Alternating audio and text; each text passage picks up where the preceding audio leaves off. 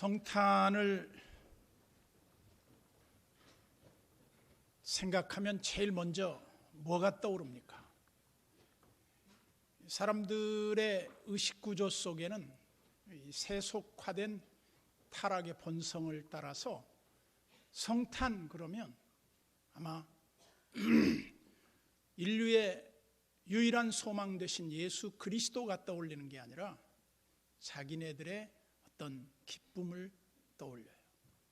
그래서 화이트 크리스마스를 떠올리고 또 산타크로스는 우는 애들에게 선물을 안 준다고 애들은 안 울라 그러고 잘못된 것들이 울어도 다 주잖아요. 근데 왜 그런 노래를 불렀는지 모르겠어요. 성탄에 대한 의미를 퇴색시키는 것들이다. 그래서 오늘 우리가 성탄의 진정한 의미가 무엇일까? 그것은 예수 그리스도께서 이 땅에 오실 때 낮은 곳으로 오셨다는 것. 그리고 그야말로 아기 예수로 오셨다는 거예요. 위협적인 왕으로 오신 게 아니라 아주 약하고 정말 사람들이 짓밟아 버리면 짓밟힐 수밖에 없는 그런 모습으로 오셨다. 그리고 그분이 오신 장소를 보면 베들레헴 에브라다, 유대 땅 그 메인스트림에 들어가지 못하고 저 변두리 빈민들이 살고 있는 곳, 그것이 바로 베들레헴 에브라다예요. 너무나 동네가 작아서 사람들에게 관심도 갖지 못했던 동네예요. 그런데 동방박사 세 사람이 페르시아에서부터 별을 보고 아기 예수께 경배하러 왔는데 약 900km 가까이를 나귀를 타고 낙타를 타고 왔을 거라고 보죠. 근데 그들은 황금과 유향과 몰약을 준비해서 주님께 그것을 경배의 예물로 드리려고 왔어요. 그런데 그때 학자들에 의하면 목성과 토성이 만나서 교차하는 그런 시기가 있었대요. 근데 그때가 이제 주전 한 7년 전 12월 4일로 보고 있더라고요. 그때 역사적인 사료에 의하면 이 목성과 토성이 교차하면서 생겨나는 그 광채가 굉장히 밝았다는 거예요. 그런데 천문학을 연구하는 사람들이나 이제 점성술사들은 항상 어떤 의미를 두었냐면 별의 징조를 보고 이 땅의 위대한 사람들의 탄생을 예고한다고 보았다는 거죠. 그런데 그때 예수님이 태어나실 때 벌써 몇 달 전부터 그 빛이 발하기 시작해서 그 빛이 마치 동방박사들을 이끌고 이스라엘 유대 땅까지 그들을 안내하면서 거기서 사라져버리고 말아요.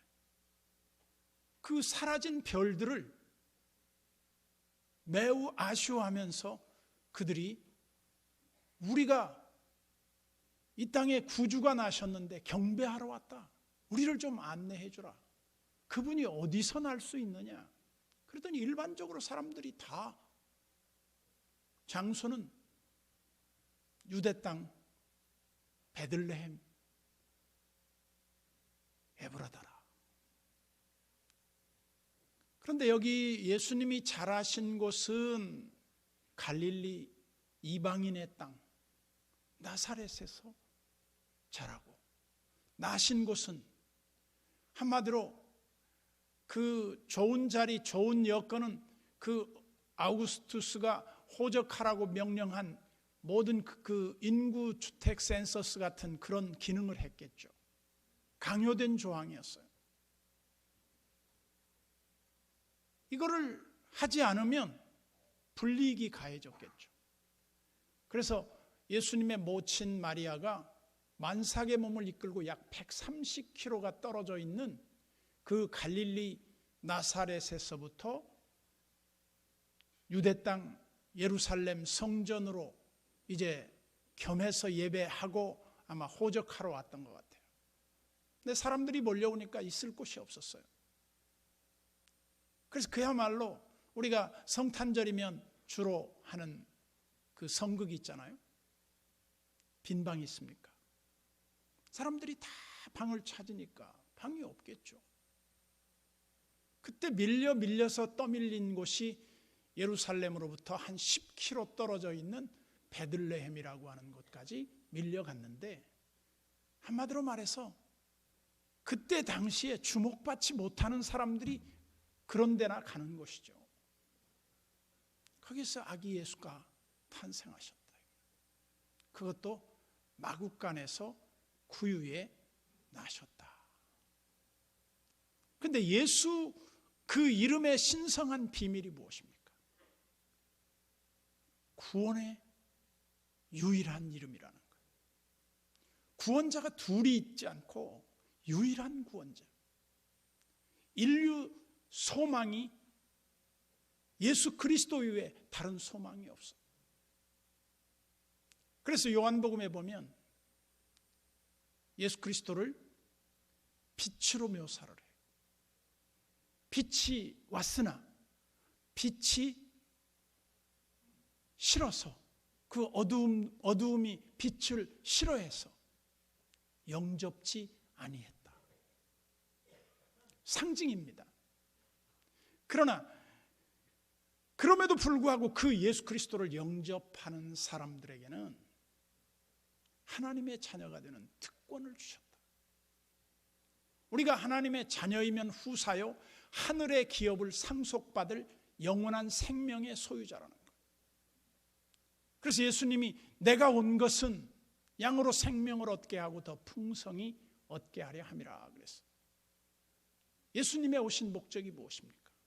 우리의 죄를 대속해 주시고 우리의 허물을 사해 주시고 우리를 하나님과 화목하게 하시고 그 아들과 더불어 모든 것을 누리게 하시는 이 은혜를 주시기 위해서 오셨다. 이것을 우리가 특별 은총이라고 그럽니다. 이것은 아무나 누릴 수 없는 은총이에요. 그래서 그 아기 예수께 경배하고 그 아기 예수께 영광을 돌리는 모든 사람들은 다 복이 있어요. 그럼에도 불구하고 오늘날 많은 사람들은 예수 그리스도와 상관없는 세상의 헛되고 허망한 것들에 마음을 다 빼앗기고 말아요. 오늘 우리가 이 자리에서 구주강생 2019년 주님이 BC 4년에 나셨다고 역사가들은 말을 하니까 2023년째가 된 거죠.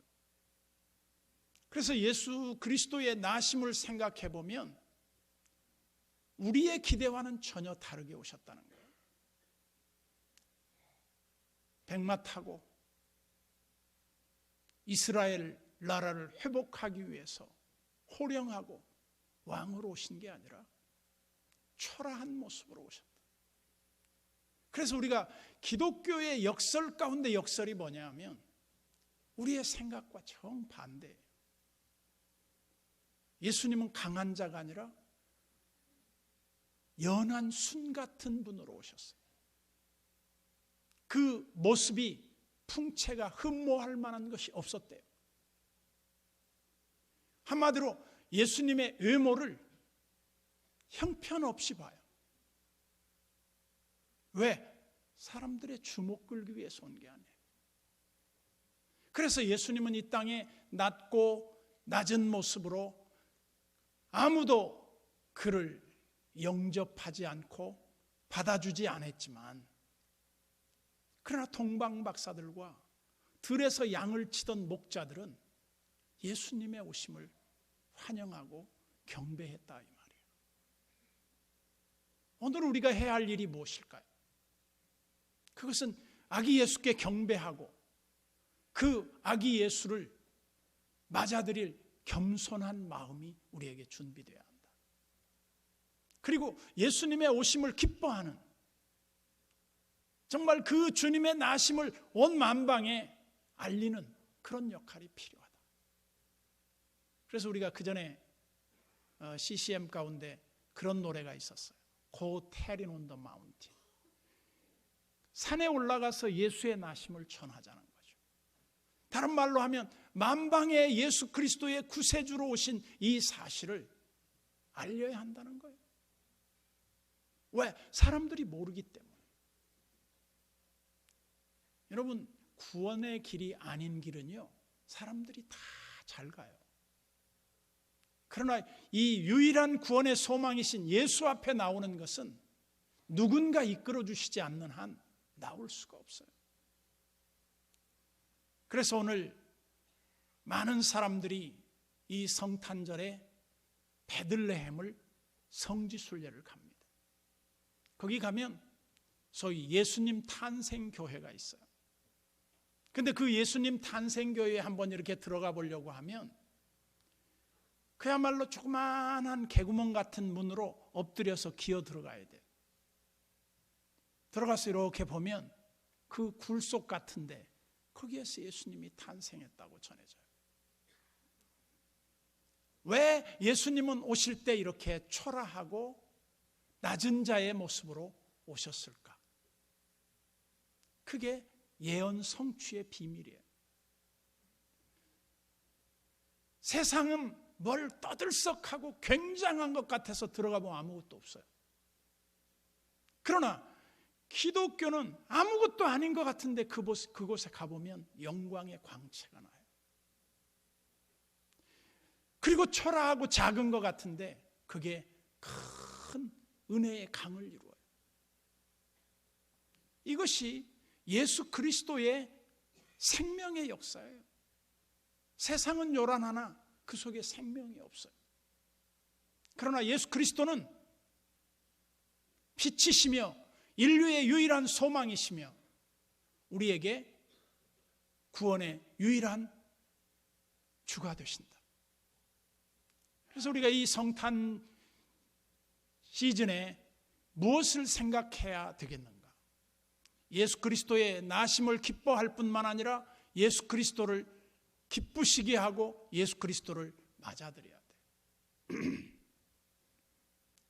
우리가 역사에 보면 조선 왕조 14대 왕이 선조입니다. 가장 무능한 왕으로 그렇게 판명이 나 있는데 이 사람이 전쟁이 나서 궁궐을 비워두고 평민의 복장을 하고 피신을 갑니다. 시골 마을 어느 한 마을에 도착해서 머물 곳을 찾았어요. 그래서 한 농부의 집에 들어가서 조금 쉬어갈 수 있도록 허락을 받아요. 그래서 거기서 쉬고 얼마 있다가 이제 다시 왕이 왕위에 돌아가게 돼 있어요. 그 머물던 집에서 그 고마움을 표시하기 위해서 왕이 이렇게 말합니다. 이보시오, 내가 많은 신세를 졌는데 내가 좀 당신에게 신세를 갚고 싶소. 뭘 해주면 좋을지 한번 말해보시오. 물론 지금 왕인 줄 몰라요. 그때 그 농부가 이렇게 말해요. 왕이요. 저에게는 뭐 소원이랄 건 없지만 자녀들이 이제 내 나이 60이 됐다고 해서 잔치를 벌여줄 것 같습니다.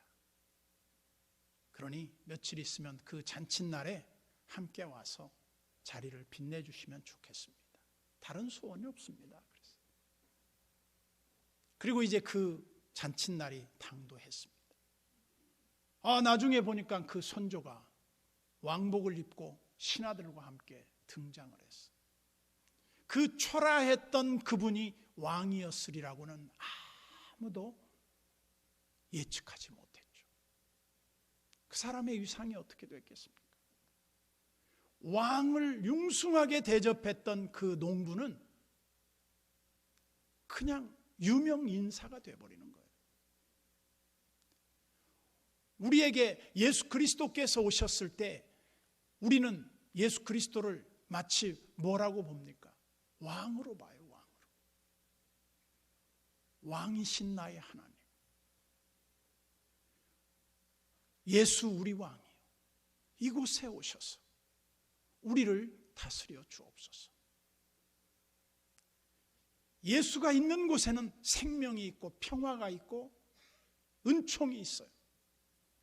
예수가 없는 곳에는 아무것도 없어요.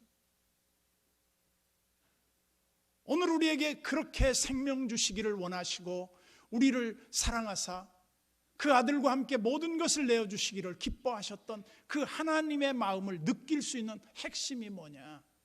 바로 이 성탄의 가장 큰 의미라고 보면 돼요. 근데 우리가 얼마나 성탄의 의미를 퇴색시키며 살고 있는가? 어제 TV 뉴스에 보니까 서울 청계천에 막 사랑눈이 내리더라고. 그거 좋다고 막 셀카봉을 들고 막 찍더라. 근데 이쪽 고양시에는 눈이 안 왔어요, 어제. 근데 사람들은 크리스마스 때 화이트 크리스마스면 좋겠다, 이거. 분위기 잡자 이거죠. 근데 올 크리스마스 예보 날짜에 보니까 온화할 것으로 예보가 됐어요. 눈이 그리운 분들은 저 북쪽 툰드라 지역으로 가든지 에스키모인들하고 함께 가서 여행을 하고 오세요. 예수 그리스도 없는 화이트 크리스마스가 무슨 의미가 있고 예수 그리스도 없는 성탄이 무슨 의미가 있겠는가? 예수 그리스도 대신에 사람들의 의식 구조를 조사해 봤더니 예수는 없고 산타만 있다는 거예요. 이 기막힌 현실.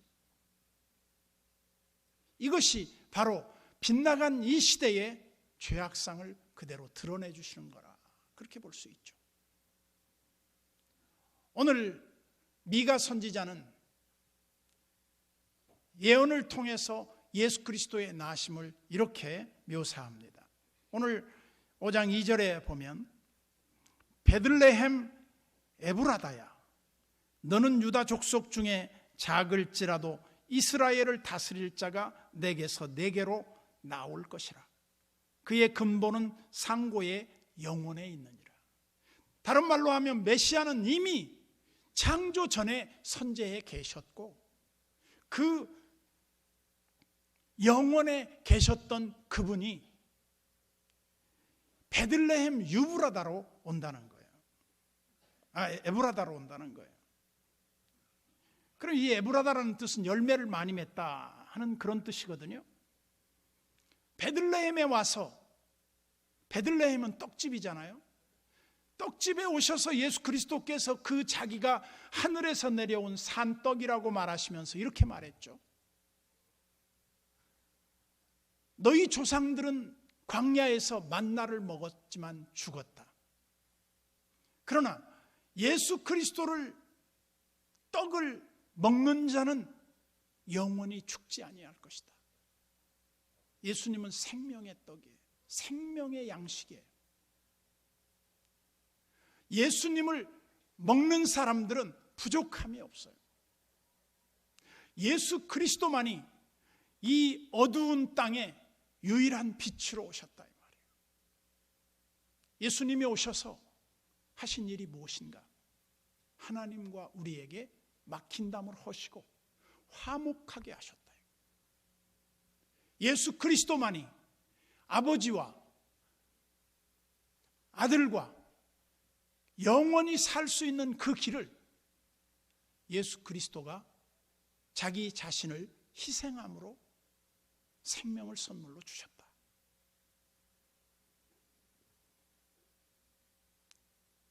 마태는 예수 그리스도를 왕으로 묘사하면서 1장 1절에 보면 아브라함과 다윗의 세계라, 그렇게 시작을 해요. 왜 그렇게 수많은 인류의 조상들이 있는데 아브라함, 노아, 쟁쟁한 사람 많잖아요. 그런데 마태복음에서는 딱 아브라함과 다윗의 세계로 압축이 돼요. 아브라함의 세계는 뭡니까? 약속의 세계. 다윗의 세계는 무엇입니까? 그것은 왕의 후손이에요. 왕조의 왕조. 그래서 다윗의 후손이 아니고서는 메시아일 수가 없다 이 말이에요. 그리고 그분은 이 땅에 오실 때 어떻게 오셔야 되느냐? 동정녀 마리아의 몸에서 나셔. 보라, 처녀가 잉태하여 아들을 낳으리니 이것이 너희에게 표징이니라. 왜 예수 그리스도가 처녀의 몸을 통해서 오셔야 할까요? 그 이유는 단 하나입니다. 죄인이 죄인을 구원할 수 없어요. 지금도 힌두교 전통 국가들에서 보면 그 피 흘림을 통한 죄 사함의 원리를 골자 그대로 믿는 것 같아요. 그래서 인도네시아 같은 발리 지역에 가면 힌두교가 굉장히 강하죠. 여러분들이 발리 가보면 그 언덕 위에 그 힌두 상이, 큰 상이 보이잖아요. 어디서 봐도 다 보여요. 그게 거의 엄청나게 큰 거죠. 근데 힌두이즘주의자들은 뭐냐면 우리가 정결케 되는데 유일하게 피 흘림이 있어야 한다는 걸 알아요. 그래서 이 사람들은 이 속죄의 날 같은 경우에 어떤 예식을 치르냐면 수탉 싸움닭 2마리를 준비해서 그 수탉 다리에다가 날카로운 칼을 묶어줘요. 그러면서 이 닭들이 계속 공격하며 싸우면서 피투성이가 됩니다. 온 집안을 다 피를 뿌리고 다녀요. 그러면 그때 떼어서 말려가지고 그 닭들을 치료해 준다고 그래요. 그리고 내년에 또 그 닭들에게 또 싸움을 또 시키는 거예요. 멕시코 같은 데에서는 전통이 있는데 뭐라고 전통이 나왔냐면, 요즘은 아니겠지만 예전에 순결한 처녀 하나를 돈 주고 사가지고 자기네들이 믿는 신전 그 피라밋 꼭대기에다가 처녀를 앉힌대요. 그리고 칼로 그 여인의 심장을 찌른대요. 그리고 그 피를 받아서 그 피라미드 위에다가 붓는다는 거예요. 그걸로 인해서 그들은 속죄가 됐다고 믿는다는 거죠. 물론 히브리서 9장 27절에도 보면 피 흘림이 없은즉 사함이 없느니라 그랬는데, 이 속죄의 의미를 잘못 알았던 거죠. 속죄는 유일하신 우리의 구세주 예수 그리스도의 그 십자가의 보혈이 아니고서는 우리의 죄를 씻을 수가 없어요.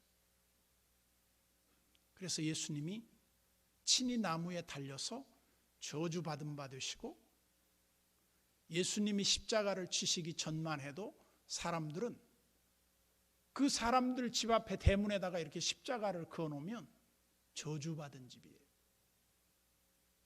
그런데 예수님의 그 저주받은 십자가가, 예수님이 십자가를 지심으로 말미암아 우리의 저주를 친히 담당하시고 그 저주가 변해서 우리의 구원의 십자가가 됐다. 참, 역설 중에 역설이고 아이러니 중에 아이러니예요. 예수님이 어떻게 이렇게 구원을 성취해 가실까? 이게 예수님이 스스로 한 게 아니라 예수님이 친히 이 땅에 오셔서 그렇게 말씀해요. 인자에 온 것은 내 뜻을 행하려 함이 아니라 아버지의 뜻을 행하려 함이라. 예수님이 아버지의 뜻을 어떻게 행합니까? 죽기까지 복종하는 거예요. 그리고 우리의 구원의 길을 새롭게 열어놓으신 거예요. 누구든지 주를 영접하는 자는 하나님께 나아가는 길이 열려 있고, 하나님께 나오는 자는 하나님이 결코 내어쫓지 아니하는 이 관계의 회복을 통해서 그 아들과 함께 이 땅에서 모든 것을 누리게 하시는 하나님의 이 특별 은총을 우리가 누리게 됐다. 이건 참으로 놀라운 사건입니다. 그래서 인류의 유일한 구원의 주이신 예수 그리스도를 바라보라는 거예요. 다른 거 바라보지 말고 오직 주 예수 그리스도만이 우리의 유일한 구세주이시며 천하 인간에게 구원 얻을 만한 다른 이름을 주신 적이 없다. 예수밖에 없다. 그래서 우리가 예수를 구주로 믿고 예수 그리스도를 높여 찬양하는 거죠. 그래서 왕이 나신 거예요.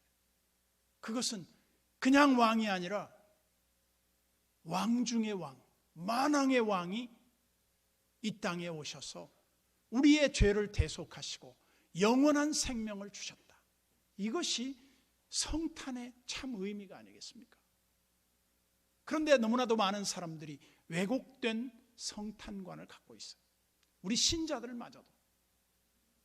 그래서 다시 한번 주님 오신 날을 즈음해서 우리는 예수 그리스도의 오심을 욕되게 하지 말자. 예수 그리스도의 오심을 세속적 가치로 변질시키지 말자. 예수 그리스도의 오심은 나를 사랑하사 나를 위하여 자기 자신을 버리신 하나님 아들을 믿는 믿음으로 살게 하기 위해서 우리에게 오셨다. 여러분 모두에게 이 구원과 함께 하나님과 평화를 누리고 영원한 생명을 누리며 하늘의 유업이 여러분들과 함께 하기를 주님의 이름으로 축복합니다. 거룩하시고 은혜로우신 하나님 아버지 감사드립니다. 우리 마음속에 주님의 오심을 환영하고 맞이할 준비가 되어 있는지, 다시 한번 아기 예수로 오신 주님의 오심을 기쁜 마음으로 고대하고 있는지, 아무도 그를 주목하지 아니했으나 영접하는 자, 곧 그 이름을 믿는 자들에게는 하나님의 자녀가 되는 권세를 주셨다.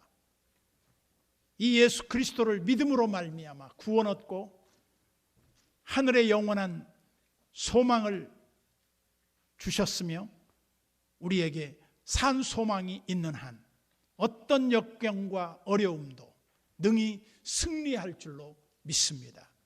주여 오셔서 우리를 다스려 주시고 주님이 영광 홀로 받으시옵소서. 예수님의 이름으로 기도드리옵나이다. 아멘.